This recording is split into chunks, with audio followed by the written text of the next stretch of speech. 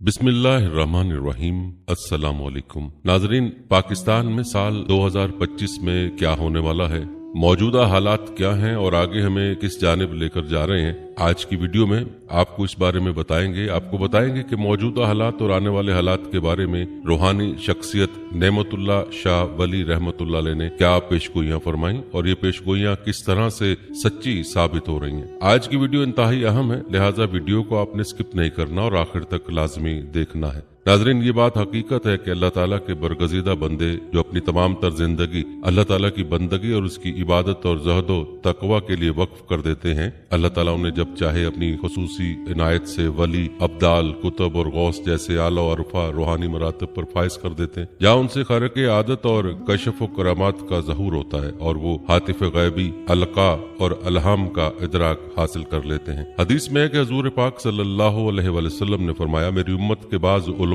बनी इसराइल के पैगंबरों की मिसल होंगे। सूफिया कराम के नजदीक उलमा यही ग्रोह औलिया कराम मुराद है, जिनको अल्लाह ताला एक खास मुकाम अता फरमाता है और उनको अपने इल्म में से इल्म अता फरमाता है। नाज़रीन, उन्हीं औलिया कराम में से एक सूफी बाकमाल हजरत नेमतुल्लाह शाह वली रहमतुल्लाह अलैह गुजरे हैं, जिनका जमाना आज से तकरीबन 850 साल कबल का जमाना है। आपका ताल्लुक ईरान के जनूब मशरकी सूबे करमान के मशहूर शहर मेहान से था। नाज़रीन, आपको बताते चलें कि हजरत नेमतुल्लाह शाह वली के हजारों फारसी अशार पर मुश्तमिल दीवान के अलावा एक कसीदा बहुत मशहूर है, जिसमें आप रहमतुल्लाह अलैह ने आने वाले हवादिस की पेशगोइयां फारसी अशार की सूरत में की हैं, जो आज तक हर्फ बहर्फ सही साबित होती चली आ रही हैं। कसीदे के अशार मुख्तलिफ हवालों से 2000 के करीब बताए जाते हैं, लेकिन अब उनमें से तकरीबन 300 अशार ही दस्तयाब हैं। नाजरीन, हजरत नेमतुल्लाह वली के कसीदे लिखने की तारीख से 100 साल बाद बल्कि 700 साल बाद आने वाले बर सगीर पाको हिंद के बादशाहों के नाम तरतीब वार उनके कसीदे के अशार में पढ़कर इंसानी अक्ल दंग रह जाती है, हालांकि वो हुक्मरान अभी पैदा भी नहीं हुए थे। नाजरीन, जरा गौर फरमाए कि नेमतुल्लाह शाह वली रहमतुल्लाह अलैह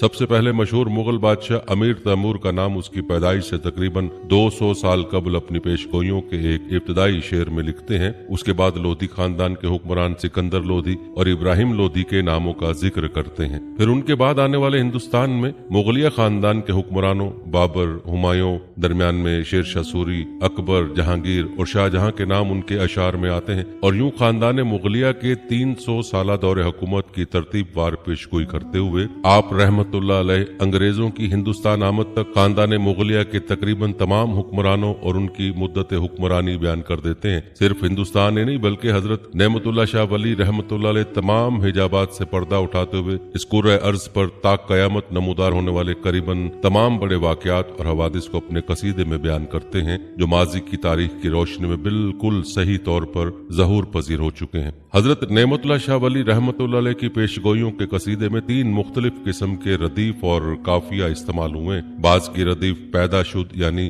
पैदा होगा और बाज अशियार में काफिया, जमाना, बहाना और गायबाना वगैरह इस्तेमाल हुआ है। नाज़रीन, आइए आपको हजरत नेमतुल्लाह शाह वली रहमतुल्लाह अलैह के कसीदे के अशार की रोशनी में वो पेशगोइयां बताते हैं जो आप रहमतुल्लाह अलैह ने तकरीबन 850 साल पहले फरमाई थी। उनमें से बहुत सी पूरी हो चुकी हैं और कुछ पूरी हो रही हैं और कुछ होने वाली हैं। हम आपको ये भी बताएंगे कि इन पेशगोइयों की रोशनी में पाकिस्तान में क्या होने वाला है, लेकिन उससे पहले आपको इस कसीदे के इब्तदाई अशार में बयान की गई पेशगोइयों के बारे में बताते हैं, जो ज्यादातर मुगलिया दौर के हवाले से थीं और पूरी हो चुकी हैं। नाज़रीन, रिवायात बताते हैं कि हजरत नेमतुल्लाह शाह वली रहमतुल्लाह अलैह आलिम गैब की पर्दा कुशाई से कबल कुछ यूं फरमाते हैं, कुदरत कुर्दगार में बैनम, हालत रोजगार में बैनम। इसका तर्जुमा है, मैं अल्लाह ताला की कुदरत देख रहा हूँ, मैं जमाने की हालत देख रहा हूँ। अज नजूमी सुखन में गोइम बल्कि अज कुर्दगार में बैनम। मैं ये बात इल्म नजूम के जरिए से नहीं कह रहा हूँ बल्कि ज़ाते बारी ताला की तरफ से देख रहा हूँ। और इसके साथ हजरत नेमतुल्लाह शाह वली रहमतुल्लाह अलैह पैदा शुद यानी पैदा होगा की रदीफ के साथ हिंदुस्तान में मुगलिया खानदान के हुक्मरानों की पेशगोई की इब्तिदा इस शेर से करते हैं, रास्त गोइम बादशाह है तरे जहां पैदा शुद, नाम ओ तैमूर शाह सा सब करा पैदा शुद। इसका तर्जुमा, मैं सच कहता हूँ कि एक बादशाह दुनिया में पैदा होगा, उसका नाम तैमूर शाह होगा और वो साहिब कुरान होगा। नाज़रीन, याद रहे कि तैमूर शाह ने 1398 में हिंदुस्तान के बादशाह मोहम्मद तुगलक को शिकस्त देकर हिंदुस्तान पर कब्जा कर लिया था। इसी तरह अगले शेर में आप रहमतुल्लाह अलैह फरमाते हैं, जब सिकंदर लोधी से इब्राहिम लोधी तक नौबत पहुंच जाएगी तो इस बात को यकीन से समझ के उसकी बादशाही में फितना पैदा होगा। नाज़रीन, तारीख गवाह है कि हिंदुस्तान में मुगलिया खानदान के बानी ज़हीरुद्दीन बाबर, जो अमीर तैमूर की 5वीं पुश्त में से थे, उन्होंने 1526 में पानीपत की पहली लड़ाई में लोधी खानदान के आखिरी हुक्मरान इब्राहिम लोधी को शिकस्त देकर दिल्ली पर कब्जा कर लिया था। इस पेशगोई के ज़हूर के बारे में बताया जाता है कि ये इब्राहिम वही इब्राहिम लोधी है जिसे बाबर ने पानीपत के मैदान में शिकस्त दी थी। उसके बाप का नाम सिकंदर लोधी था कि जिसका जिक्र नेमतुल्लाह शाह करते हैं। इब्राहिम लोधी दिल्ली के सलातीन में से था और उसके दौर में बड़ा फितना, फसाद और अनारकी फैल चुकी थी। उसकी कमजोर हुकूमत का खात्मा बाबर के हाथों पानीपत के मैदान में हुआ। इस सिलसिले में बाबर का एक मशहूर वाकया यह है कि जब बाबर ने अपने शराब के सारे बर्तन तोड़ डाले और अल्लाह से तौबा की कि अगर मुझे इस जंग में फतह हुई तो मैं शराब को कभी हाथ नहीं लगाऊंगा, चुनाचे अल्लाह जल्ला जलालहू ने उसे पानीपत की जंग में फतह दी और नतीजतन दिल्ली के तख्त पर उसका कब्जा हुआ। इसी तरह बाबर के मुतल्लिक हजरत नेमतुल्लाह शाह बाबर के इक्तदार में आने से 350 साल कबल अपने एक शहर में दर्ज तारीख 570 हिजरी मुताबिक 1174 ईस्वी में पेशगोई करते फरमाते हैं, शाह बाबर बादजा दर मुल्क काबिल बादशाह बस बा दिल्ली वाली ये हिंदुस्तान पैदा शुद। उसके बाद मुल्क काबिल का बादशाह बाबर दिल्ली में हिंदुस्तान का वाली जाहिर होगा। और बाबर के बेटे हुमायूं और उस दौरान शेर शाह सूरी के जाहिर होने के बारे में लिखते हैं, बाज नौबत अज हुमायूं में रसद अज जुलजलाल हमदरा अफगां यके अज आसमां पैदा शुद। फिर अल्लाह ताला की तरफ से बादशाही हुमायूं तक पहुंचेगी, जबकि इसी दौरान कुदरत की तरफ से एक अफगान जाहिर होगा। फिर ज़ाते बारी ताला की तरफ से बादशाहत हुमायूं तक पहुंचेगी और इस दौरान कुदरत की तरफ से एक अफगान जाहिर होगा। इस पेशगोई के ज़हूर के हवाले से आपको बताते चलें कि मुगल सल्तनत पर बाबर के बाद हुमायूं तख्त नशी हुआ और बादशाह अपनी ही फौज के एक पश्तून जर्नैल शेर शाह सूरी के हाथों शिकस्त के बाइस उसे अपना तख्त छोड़कर ईरान फरार होना पड़ा। शेर शाह सूरी एक इंतहाई काबिल, मुंतजिम और सिपाहसालार था जिसने तकरीबन 3 साल के मुख्तसर अरसे में ही हिंदुस्तान की शक्ल बदल कर रख दी। उसका दिया हुआ जमीनों की तकसीम, सड़कों का निजाम आज तक कायम है, जो उस दौर में पेशावर से लेकर बंगाल तक की आमदोरफ्त के लिए इस्तेमाल होती थी। उसके बाद नेमतुल्लाह वली ये तक बताते हैं कि यह अफगान शेर शाह होगा। वो चंद साल हिंदुस्तान पर हुकूमत करेगा, फिर उसकी वफात के बाद उसका बेटा तख्त पर बैठेगा। हुमायूं ईरान से मदद लेकर दोबारा हिंदुस्तान पर हमला करेगा और शेर शाह के बेटे को शिकस्त देकर तख्त दिल्ली को वापस हासिल कर लेगा। फिर यही हुआ कि 1593 में शेर शाह सूरी ने हुमायूं को शिकस्त दी, मगर शेर शाह की वफात के बाद उसके बेटे जलाल खान को हुमायूं के हाथों शिकस्त का सामना करना पड़ा और तख्त दिल्ली एक मर्तबा फिर से हुमायूं के कब्जे में आ गया। नाज़रीन, नेमतुल्लाह शाह वली उसके बाद के अशार में फरमाते हैं, बस हुमायूं बादशाह बरहिंद काबिज में शुद बादशाह अकबर शाह कुशवर शाह पैदा शुद। इस तरह हुमायूं बादशाह हिंदुस्तान पर कब्जा कर लेगा। उसके बाद उसका बेटा अकबर मुल्क का बादशाह बन जाएगा और तारीख गवाह है कि जलालुद्दीन मोहम्मद अकबर ने तकरीबन 50 साल तक हिंदुस्तान पर बादशाहत की। तारीखी रिवायत के मुताबिक जलालुद्दीन अकबर ने 1556 था 1605 तक हिंदुस्तान पर हुकूमत की। अकबर हिंदुस्तान में एक इंतहाई ताकतवर बादशाह की हैसियत से उभरा। साथ ही उसने एक नए मजहब का फितना भी पैदा किया जिसे दीन इलाही का नाम दिया गया। उस फितने के सदेबाप करने के लिए अल्लाह ने अपने एक खास वजूद हजरत मुजद्दद अल-अफसानी रहमतुल्लाह अलैह को भेजा। अगले शेर में आप रहमतुल्लाह अलैह फरमाते हैं, बादशाह शाह जहांगीर अस्त गीती राह पना एकद आयत दर जहां बदर जहां पैदा शुद। उसके बाद जहांगीर आलम पना होगा, ये महताब कामिल की तरह तख्त पर जलवागर होगा। नाज़रीन, ये पेशगोई भी पूरी होती है और तारीख के मुताबिक नूरुद्दीन मोहम्मद जहांगीर ने 1605 से 1627 तक हिंदुस्तान पर हुक्मरानी की। जहांगीर अपने अदल इंसाफ की वजह से मशहूर है। उसका मकबरा शादरा लाहौर में है, जिससे 200-300 गज के फासले पर उसकी बीवी मलका नूर जहां का मजार है। नाज़रीन, हजरत नेमतुल्लाह शाह वली रहमतुल्लाह अलैह का अगला शेर मुलाजा फरमाइए। फरमाते हैं, चुकंद अजम सफरा हम सुए दारुल बका सानिए साहिब कुरान शाहजहां पैदा शुद। जब वो दारुल बका की तरफ से सफर करेगा तो उसके बाद उसका बेटा शाहजहां तख्त नशी होगा। बेशतर अस कुरन कमतर अस चहले शाही कुंद ताकि पसरशी खुद बेपेशश आ जमा पैदा शुद। वो करन से ज्यादा और 40 साल से कम बादशाही करेगा, जबकि उसका बेटा औरंगजेब उसके सामने ही उस वक्त तख्त पर जलवा अफरोज हो जाएगा। नाज़रीन, मुहक्किकीन ने ये बात बयान की है कि इस कसीदे में जहां पैदाशुद की रदीफ के दस्तयाब अशियार में अमीर तैमूर और ज़हीरुद्दीन बाबर से लेकर खानदान मुगलिया के आखिर तक तमाम हुक्मरानों के नामों का तरतीबवार जिक्र मौजूद है, वहां सिर्फ महियुद्दीन मोहम्मद और औरंगजेब का नाम किसी भी शेर में नहीं है। अगरचे उसके नाम के बगैर उसका जिक्र अपने बाप शाहजहां के बाद अशार में मौजूद है।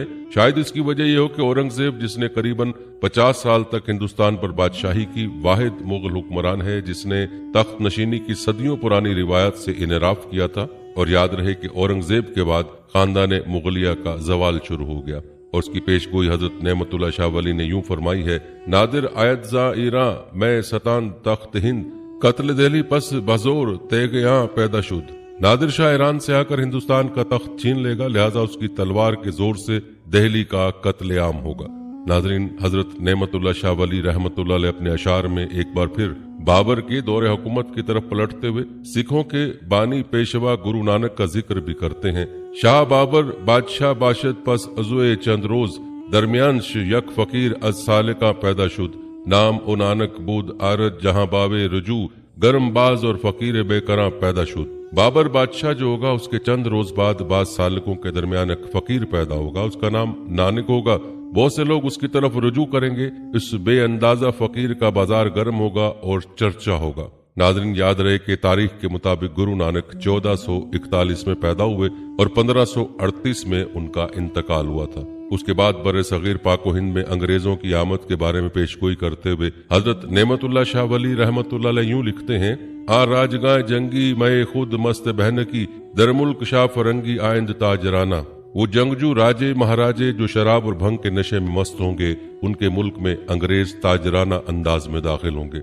और नाजरीन, हिंदुस्तान पर अंग्रेजों का ईस्ट इंडिया कंपनी की आड़ में कब्जा करने की शातिराना चाल तारीख का हिस्सा है और इसी का जिक्र बयान किए गए शेर में हुआ है। उसके बाद के शेर में फरमाते हैं, बादजा गिरद नसारा मुल्क हिंदुया तमाम, तासदी हुक्मश मियाँ हिंदुस्तान पैदा शुद। उसके बाद ईसाई तमाम हिंदुस्तान पर कब्जा कर लेंगे और 100 साल तक उनका हुक्म हिंदुस्तान पर चलता रहेगा। नाज़रीन, तारीखी रिवायत बताती हैं कि हिंदुस्तान के अंग्रेज वायसराय लॉर्ड क्रिजन ने हजरत नेमतुल्लाह शाह वली रहमतुल्लाह अलैह की पेशगोइयों के कसीदे की किताब पर हिंदुस्तान भर में कानूनी पाबंदी महज इस पेशगोई की वजह से आयद कर दी थी कि कैसे हो सकता है कि अंग्रेज हिंदुस्तान पर सिर्फ 100 साल तक हुकूमत करेंगे। इसी तरह जंग अजीम अव्वल और दोयम के बारे में पेशगोई करते हुए हजरत नेमतुल्लाह शाह वली रहमतुल्लाह अलैह अपने अशार में यूं कहते हैं, अहतवाए साजो नसारा रा फलक दर जंग जीम, नकबत ओदिया राइशा रानशाह पैदा शुद। जंग जीम यानी जर्मन की जंग में आसमान ईसाइयों को मुब्तला कर देगा और उनके लिए तबाही और बर्बादी का निशान जाहिर होगा। नाज़रीन, याद रहे कि जंग अजीम अव्वल 1914 से 1918 तक रही, फिर 21 साल बाद दोबारा 1939 से 1945 तक जंग अजीम दोयम जर्मनों से ईसाइयों की तरफ से लड़ी गई और उनकी पेशगोई शाह साहब ने सदियों पहले फरमाई थी। उसके बाद आप रहमतुल्लाह अलैह अपने अशार में फरमाते हैं, फातेह गर्दो नसारा लेकिन अज ताराज जंग, सनफ बेहदर निजाम हुक्म शाह पैदा शुद। अगरचे अहले बरतानिया जर्मनों पर फतह पा लेंगे, लेकिन जंग की तबाहकारियों से उनके निजाम हुक्म में बहुत ज्यादा कमजोरी पैदा हो जाएगी। और हजरत नेमतुल्लाह शाह वली अंग्रेजों के बारे में आगे यूं पेशगोई करते हैं, वागरजंद हिंद रा अज खुद मगर अज मकर शाह, खुलफशार जांगसल दा मर्द माँ पैदा शुद। अगरचे अंग्रेज हिंदुस्तान को खुद ही छोड़ जाएंगे, लेकिन वो अपने मकर व फन से लोगों में एक जानलेवा झगड़ा छोड़ जाएंगे। नाज़रीन, ख्याल यह किया जाता है कि इस पेशगोई में मसला कश्मीर का जिक्र है। जहां तक कायम पाकिस्तान का जिक्र है तो आप रहमतुल्लाह अलैह की पेशगोइयों के कसीदे में इसका तस्करा कुछ इस तरह से किया गया है, दो हिस्स चोस बंद गर्दू, खून आदम शुद्ध रवास, शोरश फितना फजू अजगुमा पैदा शुद। जब हिंदुस्तान दो हिस्सों में तकसीम हो जाएगा, इंसानों का खून बेदरेक जारी होगा और शोरश फितना इंसानी सोच से बैद होगा। मजीद फरमाते हैं, मोमिना पाबंद अमा दर खत्ता असलाफ खुशी, बादज रंज अकूबत बख्त शाह पैदा शुद। मुसलमान अपने असलाफ के इलाके पंजाब, सिंध, सरहद और बलूचिस्तान में पनाह हासिल कर लेंगे। इस रंज और मैशत के बाद उनकी बख्त। नाज़रीन, शाह साहब की पेशगोइयां मुस्तकबिल के हवाले से याद रखें, ये एक हैरत अंगेज अमर है कि आज दुनिया में जुल्म सितम की इंतहा हो चुकी है, कत्लो गारत दहशत गर्दी उरूज पर है और जमहूरियत के बुत की बड़ी अकीदत से पूजा की जाती है। तो इस फसाद के दौरान ये अजानें भी बुलंद हो रही हैं कि अब एक ऐसे निजाम की जरूरत है जिसमें इंतहाई काबिल और दयानतदार और गैरतमंद हुकूमत की बागडोर संभालें। मुल्क के कई दानिश्वर अब मुहिब्ब वतन और काबिल लोगों की हुकूमत की बात कर रहे हैं। ये सदाए खल्क इंशाअल्लाह नकारा खुदा बनकर जाहिर होंगी और नेमतुल्लाह शाह वली रहमतुल्लाह अलैह इसी अल्लाह के फजल और रहमत को बड़े वाज़े अल्फाज में बयान कर रहे हैं। उनके कलाम से बात भी वाज़े होती है कि इस काबिल और मुहिब वतन जमात की क़यादत अल्लाह के शेरों में से एक शेर करेगा कि जो मुल्क में अदल व इंसाफ कायम करते हुए खिलाफत राशिदा की बुनियाद पर एक ऐसा निज़ाम कायम करेगा कि जिसमें ना तो कोई जुल्म होगा, न कुफ्र, न शिरक, न बिदत। वो न सिर्फ पाकिस्तानी कौम मुत्तहिद करेगा बल्कि पूरी उम्मत का मुहाफिज और निगहबान होगा। नाज़रीन, आखिर में आपको बताते चलें कि अपनी पेशगोइयों के कसीदे के आखिर में हजरत नेमतुल्लाह शाह वली रहमतुल्लाह अलैह एक शेर में कहते हैं, खामोश बाश नेमत असरार हक मकन फाश। ए नेमतुल्लाह शाह, खामोश हो जा, रब के राजों को जाहिर न कर। इन पेशगोइयों के बारे में हजरत नेमतुल्लाह शाह वली रहमतुल्लाह अलैह का गैबी मुकाशफा और मुशाहिदा 1153 तक 1174 यानी 2 अशरों से जायद अरसे पर मुहित है। इन पेशगोइयों के बारे में हजरत नेमतुल्लाह शाह वली का गैबी मुकाशफा और मुशाहिदा 1153 तक 1174 यानी 2 अशरों से जायद अरसे पर मुहित है। आखिर में अर्ज यह है कि गैब का इल्म सिर्फ अल्लाह ताला के पास है और वही आलिमुल गयूब बेहतर जानता है कि वक्त के पर्दे में क्या छुपा है। वो कादिर मुतलिक बेनियाज है और जिस भी वक्त जो भी चाहे कर सकता है। हमें चाहिए कि इस्लाम की रस्सी को मजबूती से थाम कर अपने दीन के सच्चे रास्ते पर अमली तौर पर गामजन रहें।